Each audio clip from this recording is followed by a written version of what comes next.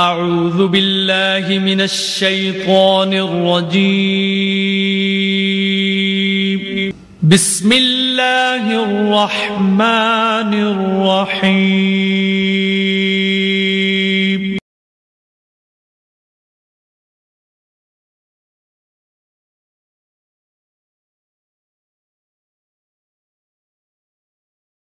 فی الانبیاء والمرسلین نبینا محمد وعلى آلہ واصحابہ ومن دعا بدعوتہ واستنى بسنتہ الى یوم الدین اما بعد سبحانک لا علم لنا الا ما علمتنا انک انت العلیم الحکیم اللهم اغفر لنا ما قدمنا وما اخرنا وما اسررنا وما اعلنا وما انت اعلم به منا انت المقدم وانت المؤخر اللهم انفعنا بما علمتنا وعلمنا ما ينفعنا وارزقنا علما ينفعنا اللهم اجعل اعمالنا كلها صالحا واجعلها لوجهك خالصا ولا تجعل لاحد فيها شيئا اللهم الف بين قلوبنا واصلح ذات بيننا واهدنا سبل السلام اللهم زينا بزينة الايمان واجعلنا هداة مهتدين. آج کی تراویح کی نماز میں سورہ احزاب کی بقیہ آیات پڑھی گئی ہیں، جن تمام آیتوں کا خلاصہ اور لب لباب یہ ہے کہ اللہ تعالیٰ نے اس صورت میں اس وقت کے مسلمانوں کو چند اہم باتوں کی طرف رہنمائی کی ہے اور مسلمانوں کے سماج اور معاشرے کو پاک کرنے کے لیے، برائیوں کو دور کرنے کے لیے، امن اور سکون کی فضا ہموار کرنے کے لیے اس مدنی معاشرے میں اللہ تعالیٰ کی کچھ بنیادی ہدایات اور توجیہات تھے جنہیں اللہ تعالیٰ نے بیان کیا. پہلی چیز، اللہ نے نبی کریم صلی اللہ علیہ وسلم کی زبان مبارک سے اس بات کا اعلان فرمایا کہ تمہاری اصلاح اور قوم و جماعت کی اصلاح اس وقت تک نہیں ہو سکتی جب تک کہ تم خود اپنی اصلاح نہ کرو. آسمان کے فرشتے اصلاح کے لیے نہیں اتریں گے، قبر کے مردے نہیں آئیں گے، اور اللہ تمہاری اصلاح اس وقت تک نہیں کرے گا جب تک کہ تم خود اپنی اصلاح نہ کرو. اور اصلاح اس وقت تک نہیں ہو سکتی جب تک کہ اللہ کا تقویٰ نہ ہو، اور تقویٰ اس وقت تک نہیں ہو سکتا جب تک کہ اپنے آپ کو برائیوں سے اور حرام چیزوں سے نہ بچاؤ. اس لیے اللہ تعالیٰ نے نبی کریم صلی اللہ علیہ وسلم کو دعوت دی، پہلا خطاب کیا، یا ایھا النبی اتق اللہ، اے ایمان والو اللہ تعالیٰ کا تقوی اختیار کرو، اللہ کا ڈر اختیار کرو. جب اللہ سے ڈرو گے اللہ تمہارا ڈر دشمنوں کے دلوں میں ڈال دے گا. چنانچہ اسی صورت میں غزوہ احزاب کا وہ منظر اللہ نے پیش کیا ہے کہ مدینے کی آبادی رسول اللہ کی وفات کے وقت 12,000 سے زیادہ نہیں تھی، لیکن غزوہ احزاب میں مسلمانوں کی آبادی 12,000 بھی نہیں پہنچی تھی.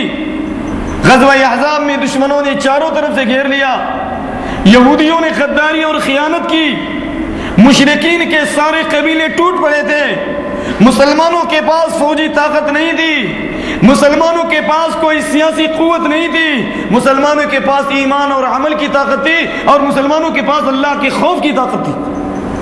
اللہ نے حفاظت کی مدینے کے اندر. اذ جاؤکم من فوقکم ومن اسفل منکم واذ زاغت الابصار وبلغت القلوب الحناجر وتظنون باللہ الظنون. دشمنوں نے تم کو گھیر لیا، اوپر سے حملہ کیا، نیچے سے حملہ کیا، تمہارے دل دہل گئے، آنکھیں چودیا گئیں، تم بے سر و سامانی کے علم میں تھے لیکن تمہارے دل میں یقین تھا، تمہارا اللہ پر بھروسہ تھا. اور جب مسلمانوں نے وہ لشکر جرار دیکھا، مدینے کی سرزمین پر دشمن پہنچ چکے ہیں، گھیر چکے ہیں، آبادیوں کو اکھاڑنے کے لیے آئے ہیں، لیکن ان کے دلوں میں خوف نہیں آیا، بلکہ اللہ نے مضبوط ایمان والوں کی تعریف کی کہ ان کے ایمان میں زیادتی پیدا ہو گئی. وَلَمَّا رَأَى الْمُؤْمِنُونَ الْأَحْزَابَ قَالُوا هَذَا مَا وَعَدَنَا اللَّهُ وَرَسُولُهُ وَصَدَقَ اللَّهُ وَرَسُولُهُ وما زادهم الا ایمانا وتسلیما۔ جب مسلمانوں نے دشمنوں کے تمام لشکر جرار کو دیکھا تو وہ اپنی زبان سے یہ کہہ اٹھے ایمان اور یقین کے ساتھ، گھبرانے کی کوئی بات نہیں، یہ تو اللہ اس کے رسول کا وعدہ ہے۔ اللہ اس کے رسول نے کہا تھا کہ مقابلہ ہوگا، لڑنا نہیں ہے، لڑنے سے ڈرنا نہیں ہے، اپنے آپ کو اللہ کے حوالے کر دینا ہے۔ وما زادهم الا ایمانا وتسلیما، ایمان میں زیادتی پیدا ہو گئی اور ان کے یقین میں اضافہ ہو گیا، اپنے آپ کو اللہ کے حوالے کر دیا۔ سوال پیدا ہوتا ہے کہ اللہ صرف مدینے کے مسلمانوں کا رب تھا یا ہمارا بھی رب؟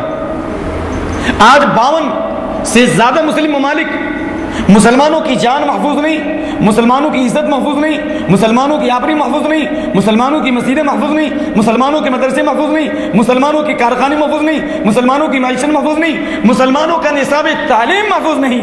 اور وہ مدینہ یونیورسٹی جس کے بارے میں امریکہ نے سیٹلائٹ سے معلوم کیا تھا کہ پوری دنیا میں مسلمانوں میں جو انقلاب آ رہا ہے اور مسلمان صحیح راستے پہ آ رہے ہیں، ہم مسلمان یہود و نصارہ کی غلامی سے آزاد کر رہے ہیں، امریکہ نے سیٹلائٹ سے معلوم کیا تھا کہ مدینہ یونیورسٹی یہ سب سے بڑا اصلاح کا کام کر رہی ہے۔ اور یہود و نصارہ کے بارے میں اللہ نے کہا یہ یہود و نصارہ کبھی بھی اصلاح کے ساتھ دنیا میں زندہ نہیں رہ سکتے، کبھی بھی نہیں۔ جنہوں نے نبیوں کو قتل کیا، جنہوں نے خیانت کی، جنہوں نے اللہ کی کتاب کو جلایا، جنہوں نے ظلم کیا، اس قوم سے اصلاح کی امید نہیں ہو سکتی۔ چنانچہ آج بھی ایسی جگہوں پر نصاب تعلیم میں تبدیلی پیدا کی جا چکی ہے۔ کیوں؟ یہ سوال ہے، صرف واحد جواب ہے کہ ہمارے دلوں سے اللہ کا خوف نکل گیا، ہم نے ایمان اور تقوی کو چھوڑ دیا، ہم نے ایمان کا لیبل لگایا لیکن ہمارے دلوں میں اللہ کا ایمان نہیں ہے۔ ہم نے اسلام کا اظہار کیا لیکن اسلام ہمارے دلوں میں نہیں ہے۔ ہم نے نمازیں ضرور پڑھی، جسموں کو حرکت تو دی لیکن ہماری روح میں نماز کی تاثیر نہیں ہے۔ ہم نے سلام ضرور کیے لیکن ہمارے دلوں میں محبت نہیں ہے۔ ہم نے مصافحے ضرور کیے لیکن ہمارے دل نفرتوں سے بھرے ہوئے، پھر اللہ کی مدد کیسے آئے؟ کبھی بھی نہیں ہو سکتی۔ اس لیے اللہ تعالیٰ نے پہلی بات بتائی ہے تقوی، اللہ کا ڈر اختیار کرو، اور اگر ڈر اختیار کرو گے اللہ نے فرمایا کہ پوری دنیا کے دشمن اگر جمع ہو جائیں، پوری دنیا کے دشمن اگر جمع ہو جائیں اور تم پر حملہ کرنا چاہیں، اللہ فرشتے کی فوج اتار دے گا، چاہے تمہارے پاس طاقت ہو یا نہ ہو۔ قرآن کہتا ہے وَإِن تَصْبِرُوا وَتَتَّقُوا وَيَأْتُوكُم مِّن فَوْرِهِمْ هَٰذَا يُمْدِدْكُم رَّبُّكُم بِخَمْسَةِ آلَافٍ مِّنَ الْمَلَائِكَةِ مُسَوِّمِينَ۔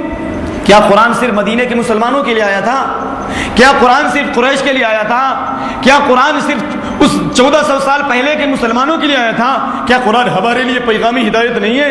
اللہ نے تو کہا کہ گھبراتے کیا ہو، صرف 2 صفت لاؤ، دنیا کے تمام کافر ملک یہود و نصارہ جمع ہو جائیں، یورپ و امریکہ جمع ہو جائیں، لیکن تمہارا کچھ بھی نقصان نہیں کر سکتے، صرف تمہارے اندر 2 چیزیں پیدا ہونی چاہیے۔ اللہ اپنے دین پر جم جاؤ، یقین کے ساتھ جمو، صرف جسموں سے نمازی نہ بنو، روح سے بھی نمازی بنو۔ صرف رمضان کے روزے کی پابندی نہ کرو، کان کے بھی روزے رکھو، آنکھ کے بھی روزے رکھو۔ صرف رمضان کے اندر ہم نے حلال چیزوں کو چھوڑ دیا اللہ کے لیے، لیکن غیر رمضان میں ہم نے اپنی اللہ کی حرام کردہ چیزوں کو نہیں چھوڑا۔ جس زبان اس کو ہم نے روکا حرام حلال کھانے سے، جس زبان کو روکے رکھا پانی پینے سے، جس نفس کو ہم نے بیویوں سے ملنے سے دور رکھا، ہم اسی زبان میں اسی منہ میں حرام لقمہ ڈالیں۔ جس شرمگاہ کو ہم نے اپنی بیویوں سے دور رکھا، ہم انہی برائیوں میں مبتلا ہو جائیں، یاد رکھو کبھی بھی تمہاری مدد نہیں ہو سکتی اور کبھی بھی تم اللہ کی نظر میں مسلمان بن نہیں سکتے، کبھی بھی تم پرہیزگار بن نہیں سکتے، اور جب تک پرہیزگار نہیں بنو گے اللہ تعالیٰ تم کو باقی نہیں رکھے گا۔ قرآن اللہ کے نبی نے فرمایا، اعلان کیا اللہ کے نبی نے۔ حضرت ابو ہریرہ کی روایت، عن ابی ہریرہ رضی اللہ تعالی عنہ قال قال رسول اللہ صلی اللہ علیہ وسلم من يأخذ عني هؤلاء الكلمات فيعمل بهن أو